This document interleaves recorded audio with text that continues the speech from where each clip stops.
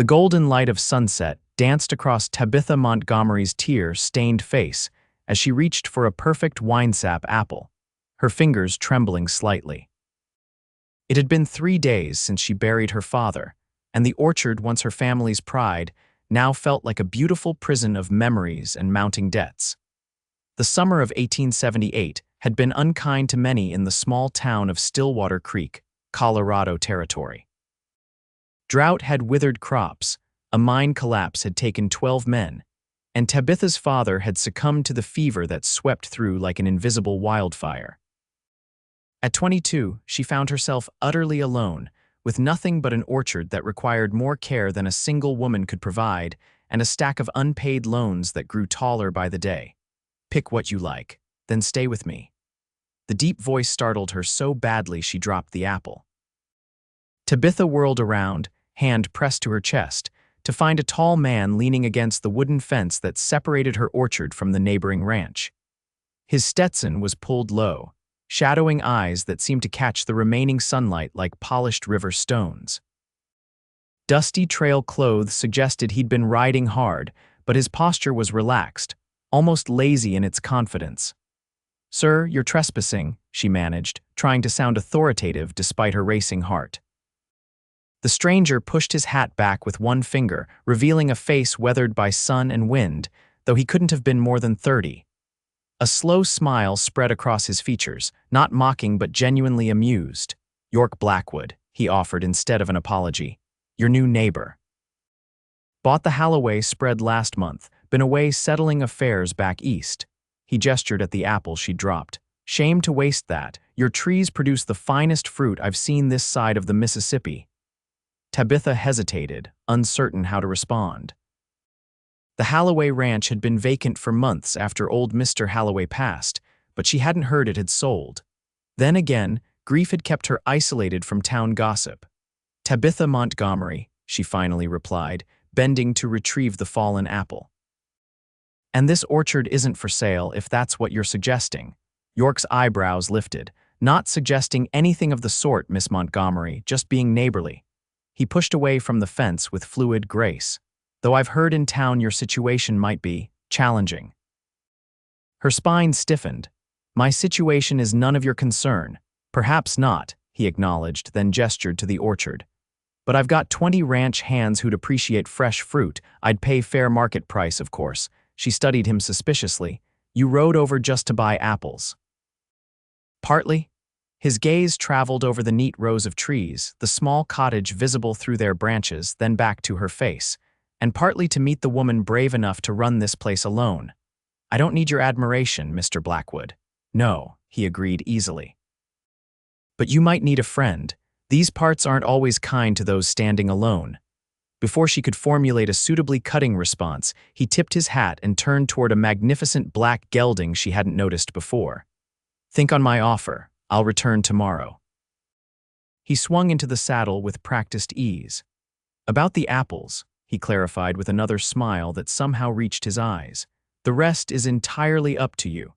Tabitha watched him ride away, the setting sun casting his silhouette in sharp relief against the darkening sky. Only when he disappeared from sight did she realize she was still clutching the fallen apple, its skin cool against her palm. That night, sleep eluded her. The empty house creaked and sighed around her, each sound an echo of her solitude. Her father's absence felt like a physical thing, a hollow space where his booming laugh and gentle wisdom should be. The practical matters pressing on her mind didn't help either. The bank would want their payment in less than 2 weeks, and the harvest was still a month away. When morning came, Tabitha moved through her chores mechanically, feeding the chickens and the old milk cow, watering the kitchen garden, trying not to count each egg and vegetable as a pittance against what she owed. She was hauling water from the well when she heard hoofbeats approaching. Yorke Blackwood rode into view, but not alone. Behind him, 2 men drove a wagon. He dismounted in one fluid motion and approached, removing his hat as he neared her. "Morning, Miss Montgomery, Mr. Blackwood." She straightened, brushing wisps of hair from her face, acutely aware of her work dress and apron. "I've brought some men to help with the picking, if that's agreeable. Fair wage for their time will be deducted from what I pay for the fruit." She frowned. I haven't agreed to anything yet. His expression remained neutral, but something like understanding flickered in his eyes. Then consider this a gesture of goodwill between neighbors. My men will pick only what I've arranged to purchase, should you accept my offer. Tabitha studied the two men who remained respectfully by the wagon. One was older, with silver streaking his beard, the other couldn't be more than 17, neither looked threatening. And if I decline, Yorke shrugged, then they'll return to the ranch, no harm done.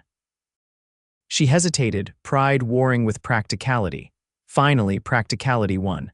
How much are you offering per bushel? A relieved smile touched his lips. $2 per bushel, I need about 20. Tabitha couldn't hide her surprise. That was above market price, enough to make a significant dent in what she owed the bank. That's generous. It's fair, he corrected. Quality deserves proper compensation. Something in his tone made her wonder if he was still talking about apples. She shifted uncomfortably under his steady gaze. Very well, they can pick from the northwestern section. Those trees are ready. Yorke nodded and turned to give instructions to his men, who immediately set to work with practiced efficiency. He returned to find her still watching. Your father planted these trees, didn't he? He asked quietly. Yes, how did you know? The way you look at them, like they're more than just wood and fruit. He glanced around the orchard. He did fine work. He came west with nothing but seedlings wrapped in damp cloth and a dream, she found herself saying. Everyone told him apples wouldn't thrive here. He proved them wrong. Sounds like a man worth knowing. He was. Her voice caught slightly. A respectful silence fell between them. Finally, Yorke spoke again. I understand loss, Miss Montgomery. Lost both my parents in a single winter back in Pennsylvania. She looked at him with new eyes. I'm sorry. Life continues, he said simply, but it helps to have hands willing to share the load. The offer in his words was clear, but not presumptuous. Tabitha found herself nodding before she could overthink it. Your men may take water from the well when needed. Thank you. He hesitated. Perhaps I could also offer some advice about your irrigation system. I noticed your western section looks stressed. Her pride flared again. What would a cattle rancher know about orchards? His lips quirked. Before cattle, there were apple trees. My family owned orchards back east. Oh, the word came out smaller than she intended. I didn't leave because I didn't love the trees, he added, something wistful crossing his features. I left because I needed something that was mine, not my father's legacy. The admission, so honest and unexpected, disarmed her. I suppose I could use some advice, she conceded. Yorke's smile was like sunrise breaking across the plains. After your men are finished today, then? Tabitha nodded, surprised to find herself looking forward to it. True to his word, Yorke returned that evening, after his men had loaded the wagon with carefully picked apples and departed. He brought with him detailed sketches of irrigation improvements that could be implemented with minimal expense.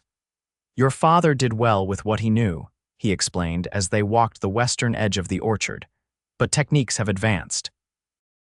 This method draws water more efficiently from your creek. Tabitha studied the drawings. I couldn't afford to hire men for this work. I'm not suggesting you hire anyone, he replied. I'm offering the help of my ranch hands. Many came from farming backgrounds. They'd welcome the change of pace. She stopped walking. Why are you doing this, Mr. Blackwood? What do you stand to gain? He met her gaze directly. Good neighbors are hard to come by out here, and perhaps I miss the orchard work more than I care to admit. I can't accept charity. It's not charity when both parties benefit. My men get fresh fruit. I get the satisfaction of seeing trees properly tended, and you get assistance with a difficult task. Call it community. Tabitha wanted to refuse, but looking at the struggling trees, she knew she couldn't maintain the orchard alone. Her father would have wanted it to thrive, not wither from pride. I'll provide meals for your men while they work, she finally offered, and they're welcome to take a share of fruit for their families. Yorke's smile crinkled the corners of his eyes. Deal. He extended his hand, and after a moment's hesitation, she took it. His palm was warm and calloused, the grip firm but gentle. Over the next 2 weeks, Yorke's men transformed the irrigation system. They worked efficiently under his direction, always respectful of her property and her authority. Yorke himself appeared daily, sometimes working alongside his men, other times discussing plans with Tabitha. She found herself looking forward to these conversations, impressed by his knowledge and his ability to explain complex concepts without condescension. On the day before the bank payment was due, Yorke arrived alone, his expression troubled. "Something wrong?" Tabitha asked, wiping flour from her hands as she stepped outside to greet him. "Heard something in town that concerned me." He dismounted, leading his horse to the water trough. "Henderson at the bank was talking about foreclosure notices. Your name came up." Her stomach twisted. Despite the money from Yorke's apple purchase, she was still short on the payment. "Mr. Henderson is often concerned with his ledgers." Tabitha. His use of her first name startled her. "If you need assistance, I don't accept loans," she cut him off sharply. "I wasn't offering one." He sighed, running a hand through his hair. "Look, I've been meaning to ask the southern section of your orchard, the one with younger trees. I'd like to contract exclusive rights to those apples for the next 3 seasons. Full payment in advance." She stared at him. "That's not how business is done." "It could be. I'm expanding the ranch, bringing in more hands. I'll need the supply." His gaze was steady. "It's a business proposition, not charity." Tabitha wanted to believe him, but suspicion nagged. "You heard about my troubles and suddenly have this proposal." "The timing is fortunate," he acknowledged, "but I've been considering it since I first tasted your wine saps." A smile touched his lips. "I'm a businessman, Tabitha. I recognize quality worth investing in." The amount he named would cover her bank payment with enough left to see her through winter. It was fair, perhaps even generous, but not so excessive as to be insulting. "I'll need a proper contract," she said finally. "Written and witnessed." Relief visibly washed over him. "I wouldn't have it any other way. I'll ride into town now and have Jenkins draw it up." He hesitated. "Would you like to accompany me? We could speak to Henderson together afterward." The invitation to be seen with him in town carried implications she wasn't ready to address. "I have bread in the oven," she demurred. Understanding crossed his features. "Of course, I'll return before sundown." He mounted his horse, then paused. "Tabitha, I meant what I said. This is business. But I'd be lying if I said I didn't enjoy having a reason to visit your orchard." Before she could respond, he nudged his horse into motion and rode away, leaving her with a curious warmth spreading through her chest despite the autumn chill. True to his word, Yorke returned before sunset with a proper contract and the town lawyer, Mr. Jenkins, to witness their signatures. The document was straightforward and fair, exactly as they had discussed. After Jenkins departed, Yorke handed her an envelope containing bank notes. "Your payment as agreed." Tabitha accepted it, relief washing over her. "Thank you. Will you go to the bank tomorrow?" he asked. "First thing." She hesitated. "Would you? Would you care to stay for supper? It's simple fare, but there's plenty." Something like delight flashed across his face. "I'd be honored." That meal marked a turning point. Conversation flowed easily as they shared stories of their lives before Colorado. Yorke spoke of his childhood in Pennsylvania, his education back east, and his decision to seek his fortune in the West. Tabitha found herself sharing memories of her father, the early struggles to establish the orchard, and her own dreams of expanding their varieties. "You have a good mind for business," Yorke observed as they lingered over coffee. "My father believed daughters should be educated same as sons," she replied. "He taught me everything: accounting, grafting techniques, soil management." "He sounds like a man ahead of his time." "He was," she smiled softly, "but he never planned for me to run this place alone. It was supposed to be a family enterprise. You've done remarkably well, considering." "Have I? One bad season away from losing everything doesn't feel like success." Yorke leaned forward, his expression earnest. "Everyone out here lives on that edge, Tabitha. The difference is you're facing it head-on instead of running." His faith in her was both comforting and unsettling.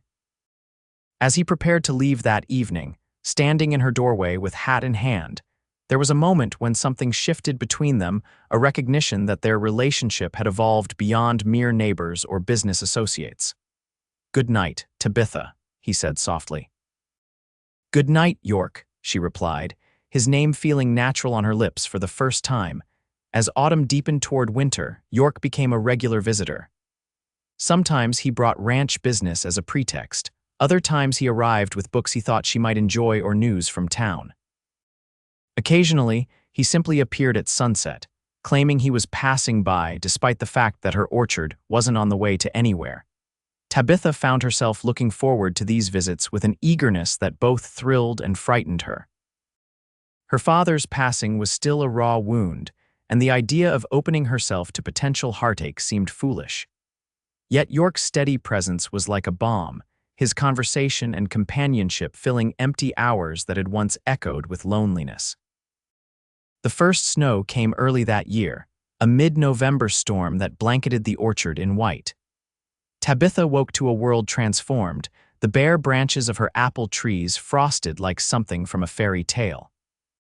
She was checking her stores of firewood when Yorke appeared, leading his horse through snow that reached halfway up its legs. "You shouldn't have come in this weather," she admonished, even as she welcomed him inside. "Had to make sure you were all right," he replied, stomping snow from his boots. Storm hit harder than expected. His concern warmed her more than the fire crackling in the hearth. "I've weathered worse." "No doubt." He handed her a package wrapped in oilcloth. "Brought you something." Inside was a fine wool shawl in deep green. "It reminded me of your eyes," he said simply. The gift was practical yet personal, chosen with obvious care. "It's beautiful," she managed, fingering the soft fabric. "May I?" he asked, taking the shawl from her hands. When she nodded, he stepped behind her and gently draped it around her shoulders, his fingers brushing her neck in a touch so brief she might have imagined it. "Perfect," he murmured, and something in his voice made her turn to face him. They stood close, separated by mere inches, the air between them charged with unspoken words. Yorke's expression was open, vulnerable in a way she hadn't seen before. "Tabitha," he began, then hesitated.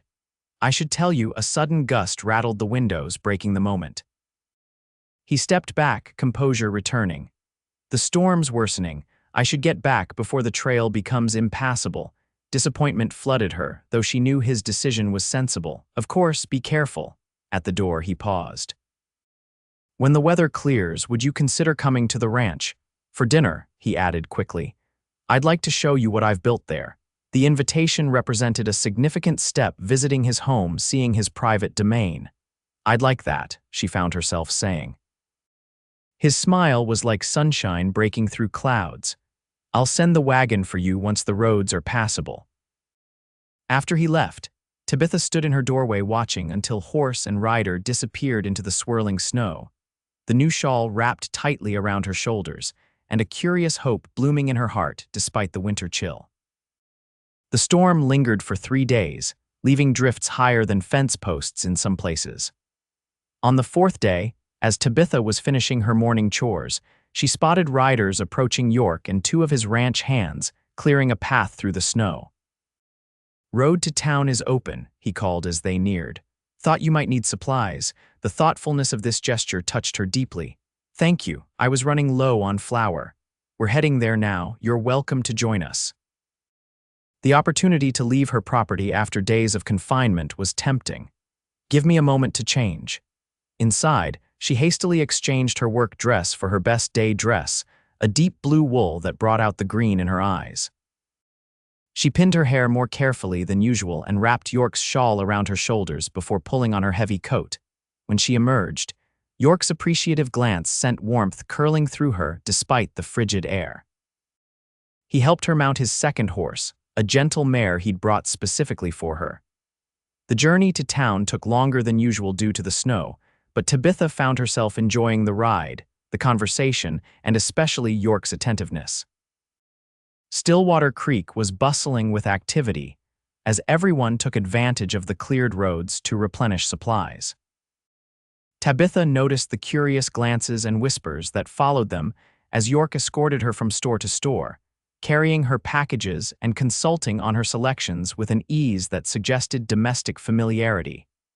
"People are talking," she murmured as they left the general store. "People always talk," he replied unconcernedly. "Does it bother you?" She considered this. "Not as much as I thought it would." His smile was warm enough to melt the snow around them. "Good, because I was hoping you'd join me for lunch at the hotel dining room." The hotel restaurant was the finest establishment in Stillwater Creek, a place Tabitha rarely visited. To dine there with Yorke would be a clear statement to the town about their relationship, whatever that relationship might be. "Are you certain?" she asked quietly. His gaze was steady, honest. "I've never been more certain of anything." The meal was pleasant, the food excellent, but what Tabitha remembered most afterward was how Yorke treated her with a respect and attentiveness that made her feel simultaneously protected and empowered. He listened to her opinions, shared his own thoughts openly, and somehow managed to make her laugh despite the curious eyes watching them from neighboring tables. As they prepared to leave town, Henderson from the bank approached, his expression sour beneath a forced smile. "Miss Montgomery, Mr. Blackwood," he nodded stiffly. "Quite a partnership you two have formed." Something in his tone made Tabitha stiffen, but Yorke replied smoothly, "Miss Montgomery's business acumen is remarkable. I'm fortunate she's willing to work with me." Henderson's gaze slid between them. "Indeed." Though some might wonder about the propriety of such close dealings between unmarried neighbors. Before Tabitha could respond, Yorke stepped slightly forward, his posture relaxed but somehow commanding.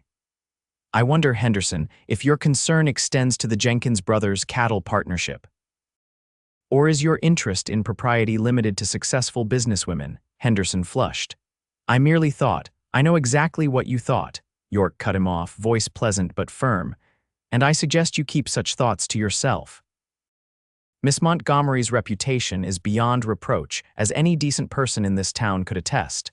The banker retreated with mumbled apologies. Once he was out of earshot, Tabitha turned to Yorke. "You didn't need to defend me. I know." His expression was serious.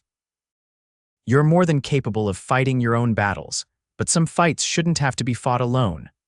On the ride home, snow began falling again, gentle flakes that sparkled in the late afternoon light. They rode mostly in companionable silence until they reached the orchard's edge. "Thank you for today," Tabitha said as he helped her dismount. "My pleasure." He hesitated. "About Henderson, he's always been disapproving of female landowners," she interrupted. "It's nothing new, still." Yorke's expression was troubled. "I'd never want my attention to cause you difficulty." Something in his phrasing caught her. "Your attention," he met her gaze directly. "Surely you know my interest isn't merely neighborly or business-related." Tabitha, her heart quickened. "Perhaps you should clarify your intentions then. Perhaps I should." He stepped closer, snow gathering on the brim of his hat. "I admire your strength, your intelligence, your dedication to this orchard. I enjoy every moment in your company and find myself inventing reasons to see you." He took a deep breath. "I'm falling in love with you, Tabitha Montgomery. Have been since I found you alone in this orchard." The words hung in the cold air between them, honest and vulnerable. Tabitha felt simultaneously terrified and exhilarated. "Yorke, you don't need to respond now," he said gently. "I just wanted you to know where I stand. Whatever happens next is entirely your choice." The respect in that statement, the freedom he offered, meant as much as the declaration itself. Tabitha found herself moving forward, closing the distance between them until she could look directly into his eyes. "What if my choice is this?" she whispered, and rising on her toes, she pressed her lips to his. The kiss was gentle, tentative at first, then deepening as Yorke's arms came around her, drawing her closer. Snow continued to fall around them, melting where it touched their warmth. When they finally parted, his expression was one of wonder and joy. "That," he said softly, "is a choice I can certainly respect." They stood together as twilight gathered, neither wanting to end the moment. Finally, practical concerns intervened. "I should get these supplies inside before they freeze," Tabitha said reluctantly. Yorke nodded. "And I should return to the ranch before dark." He helped carry her packages to the porch, then turned to her once more. "The invitation to dinner at my place still stands, perhaps this Saturday." "I'd like that very much." His smile was radiant as he mounted his horse. "Until Saturday, then." She watched him ride away, snow swirling in his wake, her lips still tingling from their kiss. For the first time since her father's death, the future seemed not just bearable, but bright with promise. Saturday arrived with clear skies and milder temperatures, a perfect winter day. Yorke sent his foreman, Thomas, with the wagon to collect Tabitha at midday.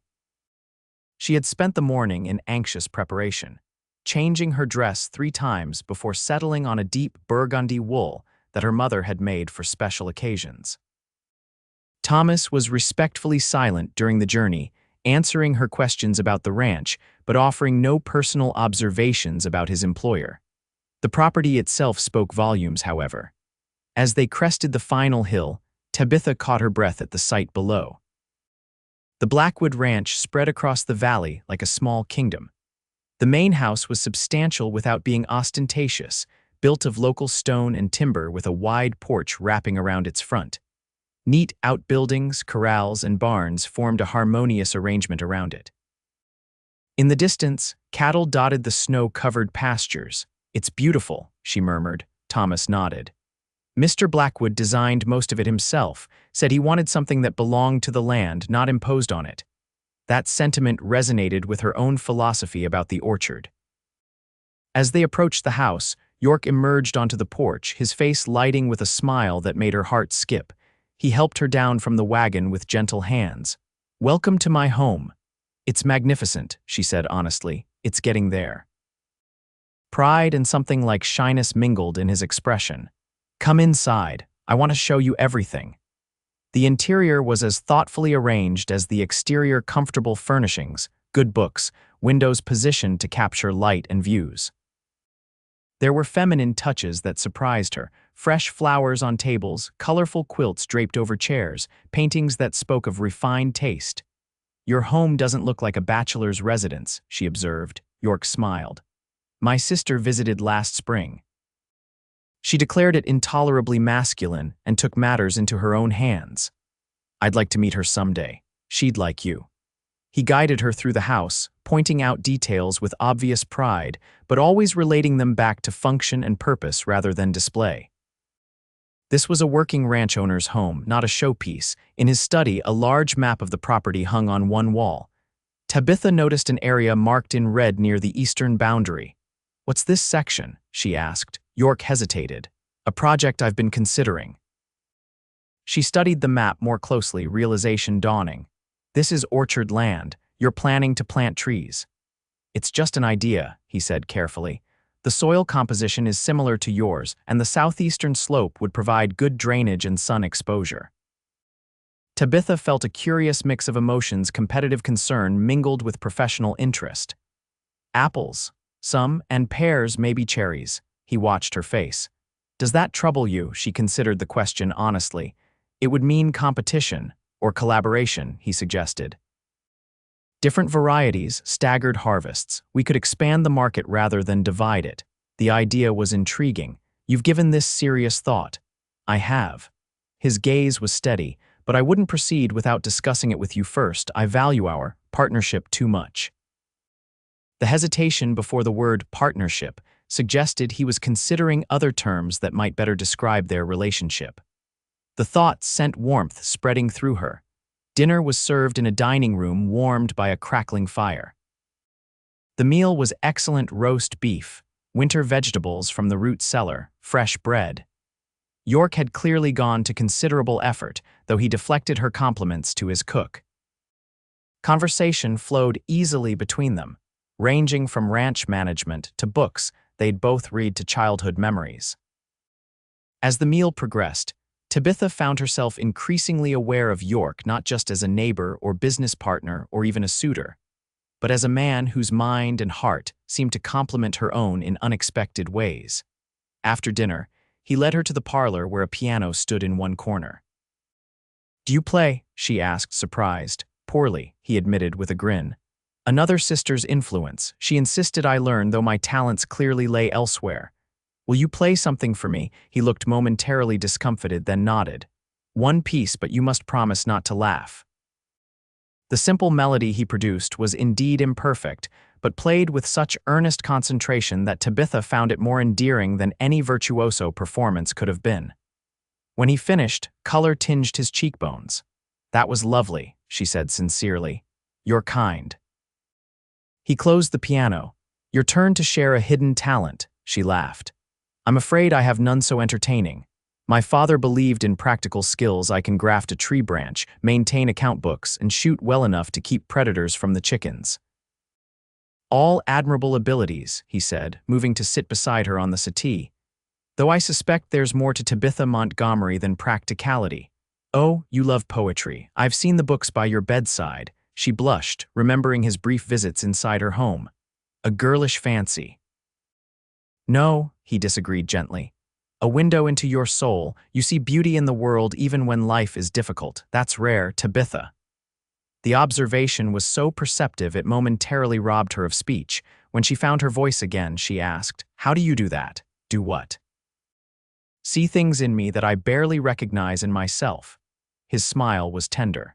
"Perhaps because I've been looking closely since the first moment I saw you standing alone among your apple trees." The intensity of his gaze made her both nervous and exhilarated. "And what else do you see when you look at me, Yorke Blackwood?" "Everything I never knew I wanted," he answered simply. The honesty in his voice undid her final reservations. She leaned forward, closing the distance between them, and this time when their lips met, there was no hesitation on either side. His arms encircled her, drawing her closer, and she melted against him, heart pounding with emotions too powerful to name. When they finally parted, both breathless, Yorke rested his forehead against hers. "I'm in love with you, Tabitha, completely, irrevocably in love. And I with you," she whispered, the admission both frightening and liberating, "though I never expected it to happen this way." His thumb traced the curve of her cheek. "Life rarely follows our expectations. That's what makes it worth living." They talked late into the evening, making plans and sharing dreams, the future unfolding before them like a map of unexplored territory. When it came time for her to return home, Yorke insisted on driving the wagon himself despite his foreman's offer. The journey back to her orchard was magical starlight on snow, the warmth of Yorke beside her, the knowledge that something precious and permanent had taken root between them. At her door, he kissed her again, a promise sealed under winter stars. "I'll come tomorrow," he said as he reluctantly prepared to leave. "I'll be waiting," she replied, happiness bubbling through her like spring water. As winter deepened, their relationship blossomed. Yorke visited the orchard almost daily, sometimes helping with repairs or winter pruning, other times simply keeping her company during the long evenings. Tabitha began spending weekends at the ranch, getting to know his staff and learning the rhythms of his life as he had learned hers. Together, they developed plans for both properties' irrigation improvements for the orchard, new varieties to try in spring, the potential expansion into adjacent lands. What had begun as separate enterprises gradually merged into a shared vision that honored both traditions while creating something new. Christmas approached, bringing with it a festive atmosphere despite the isolation of frontier life. Yorke arrived at the orchard one morning in mid-December with his wagon filled with pine boughs and holly. "What's all this?" Tabitha laughed as he began unloading. "Christmas decorations," he replied. "My mother always said a home needs greenery to properly celebrate the season." They spent the day transforming her cottage, hanging evergreens from mantels and doorways, crafting wreaths for windows. As dusk fell, they sat before the fire admiring their handiwork, mugs of hot cider warming their hands. "I have something for you," Yorke said, reaching into his coat pocket. An early Christmas gift. He placed a small wooden box in her palm. Inside, nestled on a bed of velvet, lay a delicate gold ring set with a perfect pearl surrounded by tiny diamonds. "It was my grandmother's," he explained, voice suddenly husky. "She wore it for 62 years of marriage."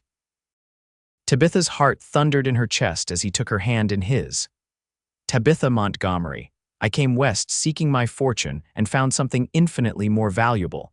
You are the strongest, most remarkable woman I've ever known.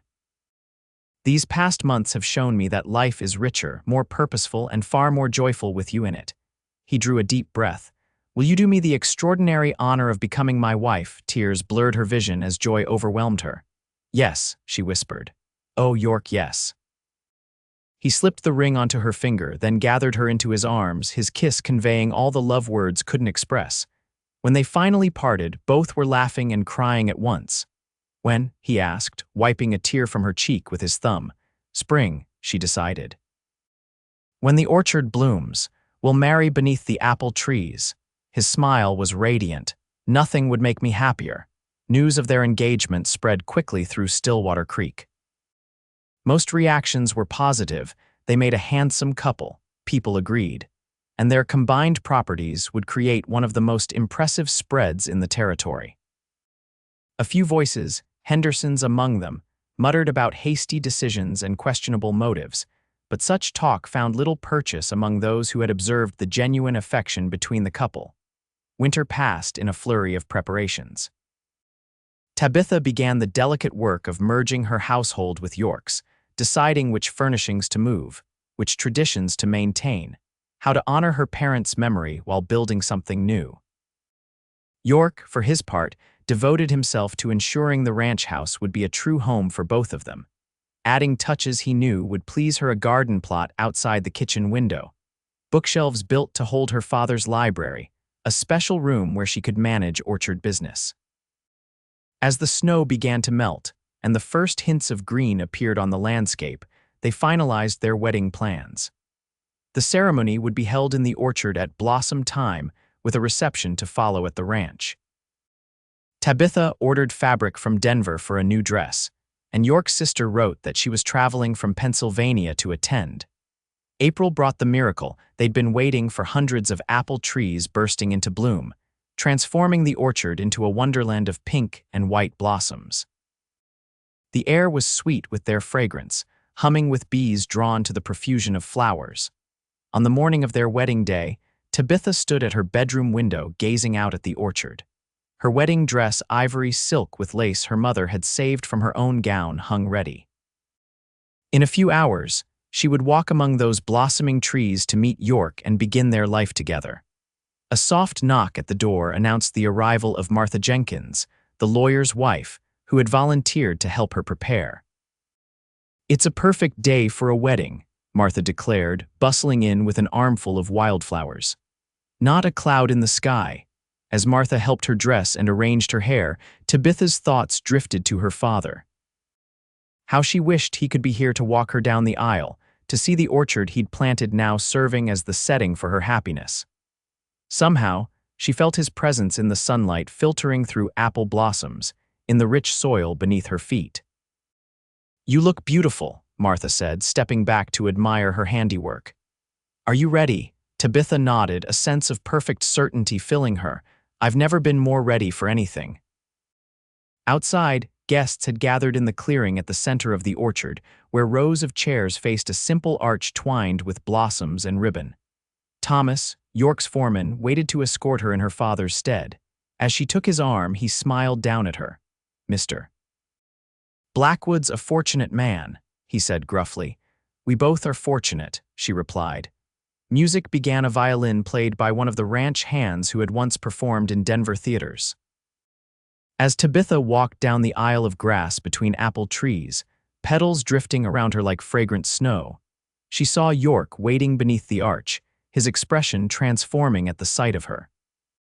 In that moment, surrounded by the orchard her father had planted and the people who had become her community, with the man she loved gazing at her as though she were the most precious thing in creation, Tabitha felt the broken pieces of her life reform into something more beautiful than she could have imagined.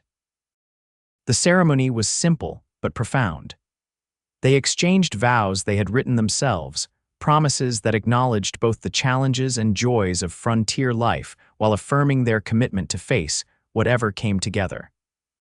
When the minister pronounced them husband and wife, Yorke kissed her with such tenderness that several guests wiped away tears. The celebration that followed at the ranch was joyous music and dancing, abundant food, laughter, and good wishes. As evening approached, Yorke found Tabitha watching the sunset from the porch. "Happy, Mrs. Blackwood?" he asked, slipping an arm around her waist. The name still sounded new and wonderful. "Completely," she assured him, leaning into his embrace. "Though I was thinking about my father. He would have liked you. I wish I could have known him." He pressed a kiss to her temple. "But I see him in you, your determination, your love for the land, your ability to create beauty even in difficult circumstances." They stood together watching twilight gather over their combined lands, the ranch pastures where cattle grazed, the orchard visible as a darker mass against the darkening landscape. Their home, their future, Do you remember what you said when we first met? Tabitha asked softly. Yorke smiled. Pick what you like, then stay with me. And I did both. Thank God for that. He turned her in his arms to face him. I love you, Tabitha Blackwood, and I love you. She rose on tiptoes to kiss him, her heart full with the certainty that whatever challenges life might bring, they would face them together. Their love as enduring as the trees that had brought them together. The years that followed fulfilled the promise of that wedding day. Their marriage proved a true partnership, each bringing strengths that complemented the others. Under their combined care, both the ranch and orchard flourished. Yorke's plans for new fruit varieties became reality, and together they developed a reputation throughout Colorado territory for quality and innovation. Children came first: a son with Yorke's thoughtful eyes and Tabitha's determination, then twin daughters who clambered through apple trees with the same fearlessness their mother had shown in facing life alone. The house on the ranch expanded to accommodate their growing family, but they maintained the cottage in the orchard as a special retreat, a place to honor beginnings. Stillwater Creek grew from frontier outpost to proper town, with Yorke and Tabitha playing central roles in its development. They helped establish a school, contributed to the building of a proper church, and advocated for the railroad connection that eventually brought wider markets for their produce and cattle. Through it all, the inevitable challenges of frontier life, the joys of watching their children grow, the satisfaction of building something lasting, their love remained the foundation upon which everything else rested. They never forgot how it began. A woman alone among apple trees, a neighbor's invitation, and the courage to embrace possibility even in the shadow of loss. On their 20th anniversary, they returned to the orchard at blossom time, walking hand in hand among trees now gnarled with age but still productive. Their children had organized a surprise celebration, but Yorke had asked for this private moment first. 20 years, Tabitha marveled, reaching up to touch a branch heavy with pink-white blooms. Sometimes it seems like yesterday we met here. Best decision I ever made, riding over to introduce myself to the stubborn woman who wouldn't sell her orchard. Yorke's hair was threaded with silver now, but his smile remained unchanged, warm, slightly crooked, reaching his eyes. Best decision I ever made, deciding not to chase you off with my father's shotgun, she teased, her own face lined now with laugh lines that spoke of a life well lived. He pulled her close, breathing in the mingled scents of apple blossoms and the lavender water she still favored. If I had 100 lifetimes, Tabitha, I'd choose you in every single one, as would I. She rested her head against his chest, listening to the steady heartbeat that had become the rhythm of her world. Thank you for finding me that day. Thank you for staying, he whispered into her hair. Above them, apple blossoms trembled in the spring breeze, scattering petals like benedictions over the couple who had built a life as enduring as the orchard itself, rooted in love, branching toward the future, bearing fruit that would nourish generations to come.